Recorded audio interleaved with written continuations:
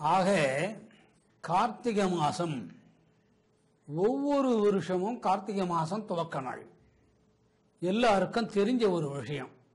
சபரிமலை போறவா விசேஷமா மாலைகள் போட்டுண்டு விரதம் இருந்து அந்த சபரிமலைக்கு போற ஒரு ஐதீகம். எத்தனையோ விரதங்கள்ல இந்த விரதம் ஒரு சிறப்பான விரதம். பொதுவா 48 நாளைக்கு அந்த விரதம் இருக்கணும். இந்த விரத காலத்துல அவங்களுக்கு ஒரு குருமார் இருப்பார். அந்த குரு சொல்றபடி கேட்கறது வழக்கம். கார்த்திகை உள்ளிருந்து இது துவங்குறா மகர ஜோதி வரை இந்த தாத்பரியம் நடந்துட்டு இருக்கு. இந்த தாத்பரியம் யாரை வச்சு நடந்துட்டு இருக்குன்னு கேட்டா, சபரிமலையில வாசம் செய்யற ஐயப்பனை வச்சுதான் இத்தனை காரியங்களும் நடந்துட்டு இருக்கு. ஆன்மீக விரத கோலத்தில் இருக்கக்கூடியவர் ஐயப்பன். எல்லாத்துக்குமே ஒரு காரிய காரணம் இருக்கணும். காரியம் ஒன்றும் காரணம் இல்லாம நடக்காது. இந்த காரிய காரணங்கள் ஒரு பகையாளிய சார்ந்து இருக்கும். அதுல பலன் அடைகிறது அந்த தெய்வத்தை யார் சேவிச்சுக்கிறாளோ அவளுக்கு இந்த பலன் வரும். பொதுவா எத்தனையோ தெய்வங்கள் இருக்கு. இந்த சபரிமலைக்கு மட்டும் ஏன் விரதம்? என்ன வகையான விரதம்னு பாருங்க. முதல்ல ஆகாரத்தினால விரதம். இந்த ஆகாரத்துக்கு முன்ன குளிக்கிற விரதம், அதுக்கு அடுத்தது உணவு வகை விரதம், தூங்குற விரதம், ஆடை விரதம். இத்தனை விரதங்கள் இதுல வச்சிருக்கிறாங்க. திருமணமானவங்க கடுமையா விரதம் இருக்கணும். கோயில்ல தான் போய் தூங்கணும்னு ஒரு சாஸ்திரம் சொல்றது. திருமணமானவங்க மனைவியோட இருக்கலாகாதுங்கிற ஒரு விரதம். இந்த இல்லற வாழ்க்கையில சம்பந்தம் இருக்கக்கூடாதுங்கிறது தான் ஒரு முக்கியமான விரதம். இதுல இந்த விரதத்தினால நிறைய பலன்கள் வருது. இது எத்தனை நாள் இருக்கிறோம்னா 48 நாள் தான் இருக்கிறோம். இந்த 48 நாள் இருக்கிறதுனாலே பலவிதமான லௌகீக பலன்கள், அதாவது உலகத்துக்கு தேவையான பலன், ஆன்மீகத்துக்கு தேவையான பலனும் கிடைக்கிறது. இதிலே முக்கியமாவா என்ன சொல்றான்னு கேட்டா, குடும்ப வாழ்க்கையில இருக்கலாகாது அந்த விரத காலத்துல மட்டும். அதுக்கு ஏதாவது ஒரு காரணம் இருக்கணும். தத்தன் தத்தி என்கிற புருஷன் மனைவி, இவங்க 2 பேரும் இணை பிரியாத கணவன் மனைவி, நல்லவங்க. மனைவிக்கு எப்பவுமே ஆழ்ந்த ஆசை வெளிப்படுத்த முடியாத அளவுக்கு கணவன் மேல எல்லா மனைவிமார்களுக்கும் இருக்கும். இதுல எந்த விதமான குறை இருக்காது. எல்லா கணவன்மார்கள் நல்ல தீர்காயுஷா இருக்கணும், உடல் நலம் நல்லா இருக்கணும், பிள்ளை பேர்கள் பிறக்கணும், அதுகள் நல்லா இருக்கணும் அப்படின்னு ஒவ்வொரு பெண்மணியும் நினைப்பாங்க. கல்யாணம் ஆனவங்களும் நினைப்பாங்க, கல்யாணம் ஆகாதவங்களும் நினைப்பாங்க. இந்த கல்யாணத்துக்கு அப்புறம் ஒரு பெண்ணோட நினைவு என்ன? நல்ல ஆகாரம், அடுத்து எளிமையான உடை இருந்தா கூட உடை நல்ல உடையா இருக்கணும், மற்றவங்களால துன்பம் வராத வீடு மனை இருக்கணும், நல்ல தூக்கம், நோய் இல்லாத வாழ்க்கை வரணும், அடுத்தது கணவனோட கூடி வாழணும். இதுக்கு மேலே எந்த ஒரு பெண்ணும் எதையும் எதிர்பார்க்கறது இல்லை. தன்னை விட்டு கணவன் பிரியலாகாது என்றுதான் கேட்போம். கணவன் ஆனா பிரிஞ்சு போயிடுவா, மனைவி மேலே மனம் மாற்றம் வரும். ஆனா பெண்களுக்கு அப்படி கிடையாது. இந்த முறையில தான் வாழ்ந்தாங்க தத்தன் தத்தின்றவங்க. குடும்ப வாழ்க்கை நடந்துட்டே வர்றது. அவளுக்கு 2 குழந்தை பிறக்கிறது, ஒரு ஆணு ஒரு பெண். தத்தன் தெய்வீக ஆன்மீக வழியில ஈடுபடுறார். அதனால மனைவியை விட்டு கொஞ்சம் தள்ளி போகிற மாதிரி தெரியுது. மனைவி உடனே கேட்கிறா, நீங்க குடும்பத்தில் இருங்க, தள்ளி போக வேண்டாம், நீங்க என்னோட இருங்க, ஆன்மீகத்தை உங்க வழிமுறையில நடந்துட்டு போங்க அப்படின்னு சொல்றா. எதுலையுமே ஆண்களுக்கு கொஞ்சம் முரட்டு சுபாவம் இருக்கும் இயற்கையாவே. பெண்கள் சொல்றதை கேட்க மாட்டார். இந்த தத்தன் சொல்றார், நான் அப்படித்தான் இருப்பேன். அப்படி இருந்தா என்ன ஆகுது பாருங்க, குடும்ப வாழ்க்கையிலிருந்து இவர் வெளியில போகிறாருன்னு பொருளாகுது. அவரும் தப்பான வழிக்கு போகல, இருந்தாலும் பெண்ணுக்கு ஒரு பயம், நம்ம ஆத்துக்கார் ஞானியா போயிடுவாரா. அவர் உடனே கோச்சுட்டு சொல்றார், நான் உன்னோட இருக்க முடியாது, அப்ப வீட்டை விட்டு போயிடுறேன்ற மாதிரி பொருள் ஆறுது இல்லவா. அந்த அம்மா சொல்றாங்க, நீங்க என்னோட இருந்து இல்லற வாழ்க்கையில உடல் இன்பத்துல ஈடுபடணும். உடனே அவர் கோச்சுக்கிறார். சம்சாரத்துக்கு ஒரு சாபத்தை கொடுக்கிறார். இந்த காலத்தில் அது நடக்காது. எத்தனையோ மிருகங்கள் இருக்கு, நீ எரும மாடா போ. இதுல இருந்து என்ன தெரியுது? ஒரு மனைவின்னா எரும மாடா இருக்கும்னு அவர் நினைச்சுட்டு இருக்கார். கவுண்டர் அஃபிடவிட் உடனே ஃபைல் பண்ணிச்சு அந்த அம்மா, நீ ஏன் எரும மாடா போ. 2 பேரும் எரும மாடா ஆயிட்டாங்க. இவங்களுக்குள்ள ஒரு சங்கல்பம், எப்படியாவது முக்திக்கு வந்துடணும். இவங்களுக்கு ஒரு குழந்தைங்க பிறக்கிறது. மகிஷம் அப்படின்னா எருமை தலை உள்ள மனித வடிவமான அரக்க ரூபம்னு பேர் மகிஷன். இன்னொன்னுக்கு மகிஷி, அதை பாருங்க ஸ்ரீன்னு இருக்குது. அது ஸ்ரீ அப்படின்ற எழுத்தோட ப்ரொனன்சியேஷன். இவெல்லாம் விரதம் இருக்கிறான். எப்படி விரதம் இருக்கிறாங்க? யாராலையுமே அழியக்கூடாது, எந்த விதத்திலையும் மரணம் வரக்கூடாது. ஒரு பெண் மகிஷி வேண்டிக்கிறான், மகிஷன் அந்த மாதிரி வேண்டிக்கிறாங்க. இதுல புத்திசாலி யாருன்னு கேட்டா மகிஷி தான். எதனாலையும் மரணம் வரலாகாது. தாம்பத்தியம் தடைப்பட்டதனால வந்த சாபம். இந்த தாம்பத்தியத்தை கட்டுப்பாட்டுக்குள்ள கொண்டு வந்தா முக்தி வரும்.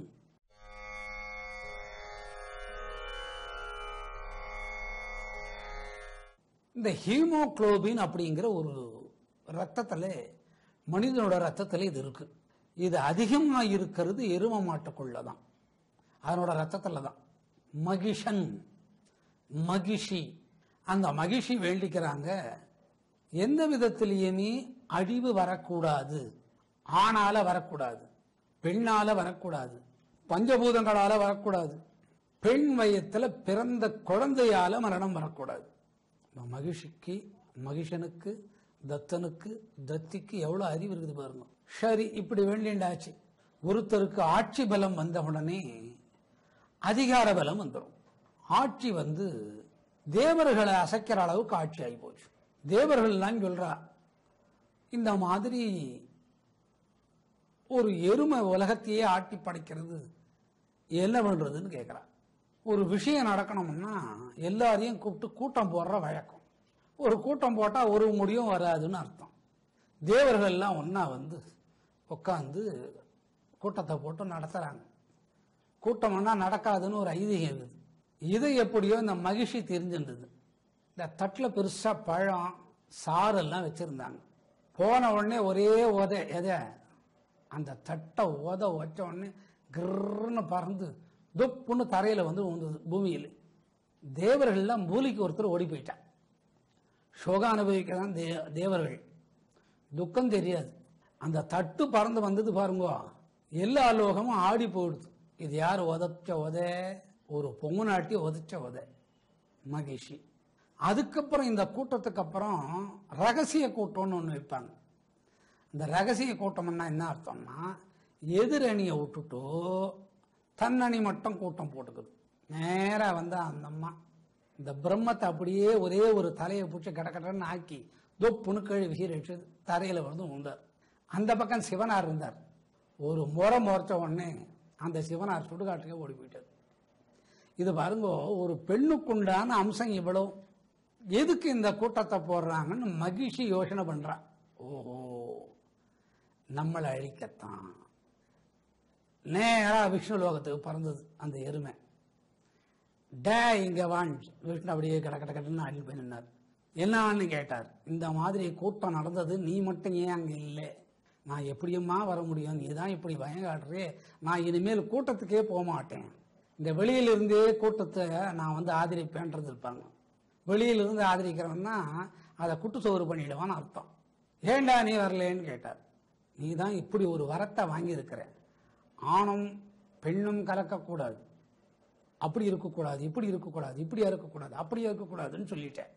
அதுக்கப்புறம் நான் வந்து அதில் கூட்டத்தில் கலந்து இந்த மாதிரி பிரச்சனை எல்லாம் வரவேணான்னுட்டோ நான் வரவே இல்லை.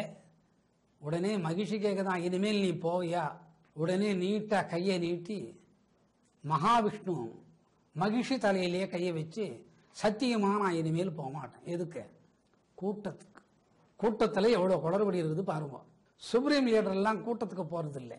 சரி நீ நல்ல பையன், அதனால நீ போக வேண்டாம், நீ போக மாட்டேன், நான் வர்றேன்னு போயிட்டார்.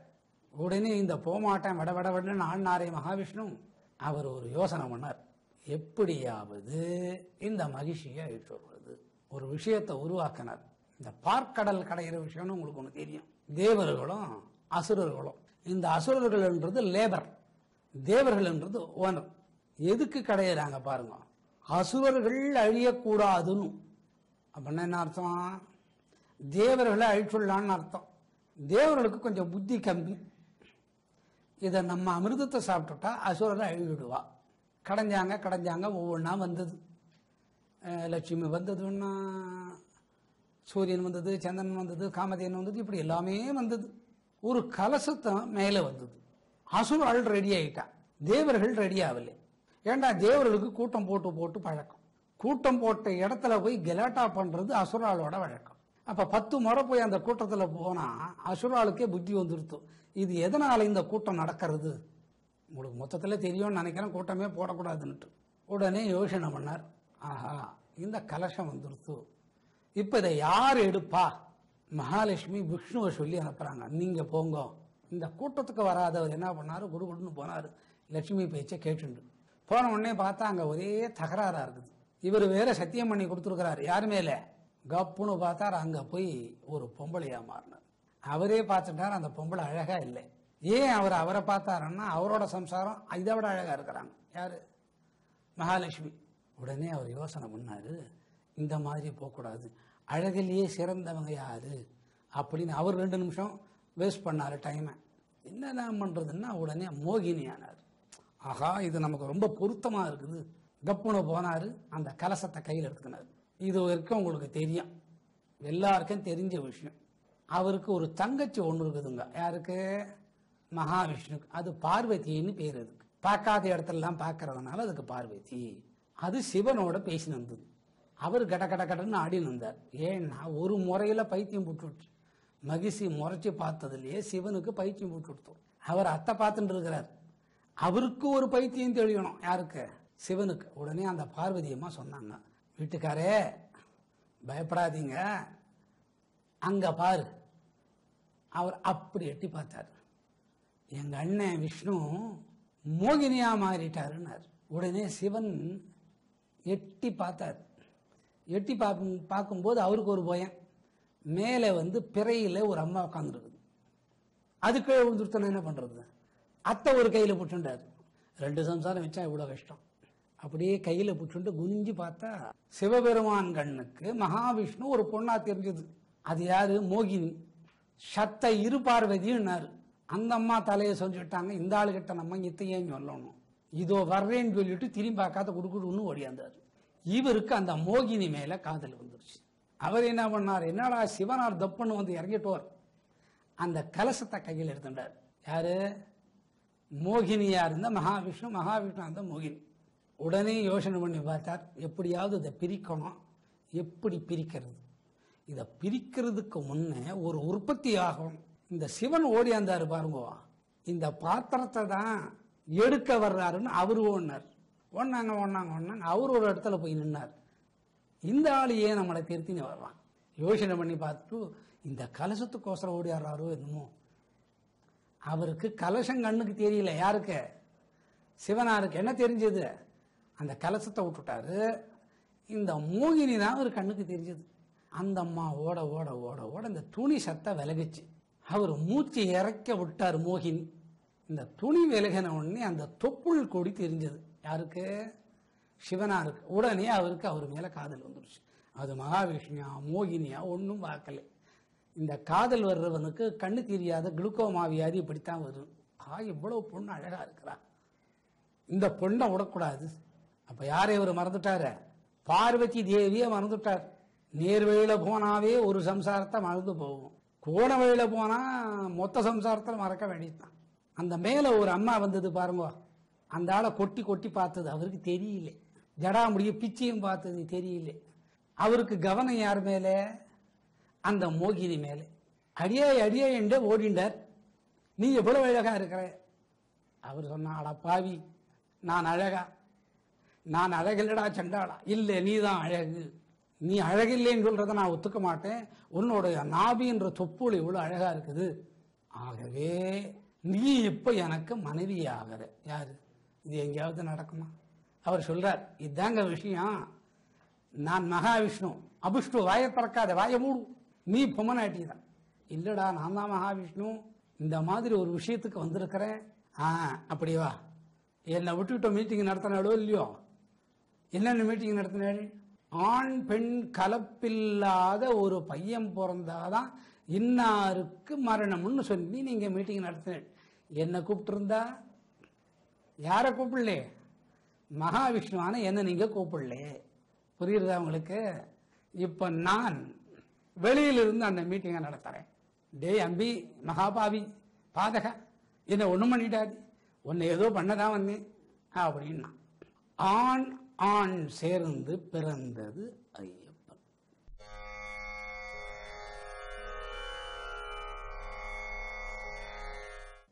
இந்த ஆண் ஆண் சேர்ந்து பிறக்குமான்னு ஒரு கேள்வி வரும் உங்களுக்கு. ஆண் ஆண் சேர்ந்து பிறந்ததில்லை. என்ன சக்தி அவர் கையில் இருந்தது? சிரஞ்சீவியான அமிர்த கலசத்தின் சக்தி. அந்த சக்தியை தொட்ட போதுதான் அவ்வளவு அலங்காரமான நிலையில மகாவிஷ்ணு மாறினார். அப்புறம் ரெண்டு பேரும் சிவனும் விஷ்ணு, அதாவது மோகினி அவதாரத்தில் இருக்கிறது. சிரஞ்சீவியான மந்திரபியாசத்தை ரெண்டு பேர் பண்றாங்க. அப்பதான் அமிர்த கலசம் அப்படின்றது ஒரு உடல்ல உருவாகும். நம்ம உடல்ல சகசிராரத்தில் அமிர்த கலசம் இருக்கு, ஒரு திரவம். அது உடலெல்லாம் பரவனாதான் ஞானி. அந்த யாகத்தை பண்றா ரெண்டு பேரும் சேர்ந்து. அது எப்படி பண்ணணும்னு கேட்டா, ஒருத்தர் ஆண் உருவில் இருக்கிறோம், இன்னொருத்தர் ஆணா இருக்கக்கூடிய ஒரு பெண்ணோட வேஷத்துல இருக்கணும். அதனால அவ மோகினியா வந்தா. பாக்குறா கண்ணுக்கு மோகினியோட இருந்து சிவன் குழந்தை பெற்றது ஐதீகம். அப்படி அல்ல. அமிர்த சஞ்சீவினி எங்க யஜ்ஞ ரூபத்துல அந்த அரச மரத்துக்கு பின்னால யாகத்தை பண்றான். யாகத்தை பண்ண உடனே இந்த சிரஞ்சீவியான அமிர்தம் குழந்தை ரூபமா மாறிடுது. குழந்தை ரூபமா மாறின உடனே இது யாருக்கோசரம் படைக்கப்பட்ட குழந்தை? ஒரு அசுர குடும்பத்தை அழிக்கிறதுக்கு கொல்ல பிறந்த குழந்தை. வெளியிலிருந்து, கூட்டத்துக்கு வெளியில் இருந்தவர், கூட்டத்துக்கே போகமாட்டேன்னு சொன்னவர் ஒரு குழந்தையை உருவாக்கிட்டார். இந்த குழந்தை தான் பந்தள மகாராஜா கிட்ட கிடைக்கிறது. அவங்க ஆத்துல வேற குழந்தை இல்லை, அது அரண்மனைக்குள்ள போகுது. இதுக்கு மூல கர்த்தா யாரு? தத்தன், தத்தி. அதனால அமிர்த சஞ்சீவினி அத கையில யார் தொடுறாளோ அவ மூலியமா ஞானதிரேகம் அடைஞ்சி, ஞானதிரேகம்னா அந்த குழந்தைக்கு தாம்பத்திய வாழ்க்கை இல்லைன்னு அர்த்தம். பாலகனா இருந்து கடைசி வரைக்கும் ஞானோபதேசம் பண்ணிட்டு எல்லாருக்கும் கொடுக்கக்கூடிய ஒரு தன்மை ஆசீர்வாதத்தை கொடுக்கிறவர் இவர். இதுக்கு தத்தன் தத்தி தான் வேறு போட்டது. இப்படித்தான் இந்த சபரிமலையில சபரி சாஸ்தா இன்னும் ஒரு கிழக்கதை உண்டு. இதுக்கு முன்ன ஒரு சபரி பிறந்து அவருக்கு கல்யாணம் ஆனதா ஒரு ஐதீகம் இருக்கு. அது இதுல சேர்க்கப்படாது. இப்ப சபரினாவே ஒரு மலைங்கிறது அர்த்தமாகுது. சாஸ்தான்னு பேர் அவருக்கு. சபரி சாஸ்தா சாஸ்வதம், நிலையானது. அந்த நிலையான ஆன்மீக அருளை தேட வல்லது. அதை கொடுக்கிறார். அதுக்கு எத்தனை நாள் விரதம்? 48 நாள் விரதம் இருக்கணும். எண்ணெயிலிருந்து பாருங்க, கார்த்திகை மாசம் 1ஆம் தேதி. இந்த கார்த்திகையே விருச்சிக மாசம்னு சொல்லுவா. டிசம்பர். இந்த விருச்சிக மாசத்துல ஏன் இருக்கணும் அதை யோசனை பண்ணி பாருங்க. அனுஷம், கேட்டை, விசாகம் 3 நட்சத்திரம் விருச்சிக ராசிக்கு சொந்தமானது. அந்த விருச்சிக மாசம் என்பது செவ்வாய். செவ்வாய் என்ற குஜகிரகத்துக்கு சேர்ந்தது. இந்த குஜனோட தாத்பரியம் என்ன? இங்கிலீஷ்ல மாஸ், MARS மாஸ். அதனோட ராசி ஸ்கார்பியோன்னு இங்கிலீஷ்ல சொல்லுவா. விருச்சிக ராசி இது ஞானத்தை கொடுக்கக்கூடிய கடவுள், அங்காரகன். ஆகையினாலே சபரி சாஸ்தாவுக்கு விருச்சிக மாசமான கார்த்திகை மாசம். இந்த அமிர்த சஞ்சீவினி அமிர்த கலசம்ங்கிறது சில ஆண் உடல்ல விதையில தட்டுப்பாடு இருக்கும், அது சீராகுது. அதனால்தான் அங்க போய் குழந்தை வரும்னு கேட்டா அவர் குழந்தையா இருந்தா கூட குழந்தை கொடுத்துறாரு. ரொம்ப பொல்லாதவனா இருந்திருப்பான் மலைக்கு போனவன். நான் சபரிமலைக்கு போயிட்டு வந்தாங்க, எனக்கு பையன் பிறந்தது. என்னடா பேர் வச்ச? மணிகண்டன். என்ன பேர் வச்ச? மணிகண்டன். இன்னொருத்தனை கேட்டா, நான் அரட்டியா சுத்தின்னு வந்தேனுங்க. நமக்கு தெரிஞ்ச ஒருத்தர் மாலையை போட்டு, அவன் முகத்துக்கும் மாலைக்கும் சம்பந்தமே இருக்காது, எல்லா கெட்ட பழக்கமும் இருக்கும். அவனுக்கு ஒரு மாலையை போட்டு பச்சை தண்ணியை தலையில ஊற்றி இட்டுன்னு போனானுங்க. யாருமே நோக்கு பொண்ணு கொடுக்க மாட்டேன்னு சொல்லிவிட்டா. மலையிலிருந்து இறங்கி வந்த உடனே பொண்ணு ரெடியா இருக்குது, கல்யாணம் ஆயிடுது. இது எத்தனாவது மலைங்க? 15வது மலை. இந்த சபரின்னு சொல்றதுக்கு இப்படி ஒரு மகாசக்தி இருக்கு. அதனால்தான் சபரி விரதம் இருக்கிறது. இப்ப 48 நாளுக்கு 48 வகையான மந்திர ஸ்லோகங்கள் இருக்கு. இதுல 18 படி இருக்குது. இத்தனை வருஷத்துக்கு ஒரு முறை போனா அந்த தென்னங்கடு நடணும், மணியிலேயே மாலை கட்டிட்டு போய் கழுத்தை சுத்தி மாலை, அதுக்கு மேல மணி வேற, அதை எடுத்துன்னு போய் அங்க சாத்தணும். இத்தனாவது வருஷம் போனா தென்னை மரத்தை நடணும். அப்படி பார்த்தா சபரிமலையில தென்னை மரமாவே இருக்கும். ஏன்னா கேரளாவில் தென்னை மரம் தான் ஜாஸ்தி, அப்புறம் ரப்பர் வுட் அது ஜாஸ்தி அப்படின்னு சொல்லுவா. இந்த 18 படிகள் இருக்கு. கர்மேந்திரியத்தினால 18 படிகள் கணக்காகுது. கர்மேந்திரியன்னா கண்ணுக்கு, காதுக்கு, மூக்குக்கு, வாய்க்கு, மலஜல ஒட்டிக்கு 5 படி. அடுத்த 5 படி எடுங்க. மாயோட சக்திக்கு 5 படி. கண்ணு மாயா வேலையை தான் செய்யும், காது மாயா வேலையை தான் செய்யும், மூக்கு மாயா வேலை தான் செய்யும். எல்லாம் மாயைக்குண்டான படிகள். இந்த உடம்புல 5 இருக்கு. முதல் 5 படி ஏறுறீங்க, அடுத்த 5 அது அதனோட சக்தியான மாயை, அதை கடந்து போயிடுறீங்க. 10 படி ஆயிடுது. ஞானேந்திரியத்துக்கு 5 படி, 15 படி ஆயிடுது. இச்சை கிரியை ஞானம் 3 படி, 18 படி. இந்த 18 படிக்கு ஒவ்வொரு படிக்கு ஒவ்வொரு தத்துவம்.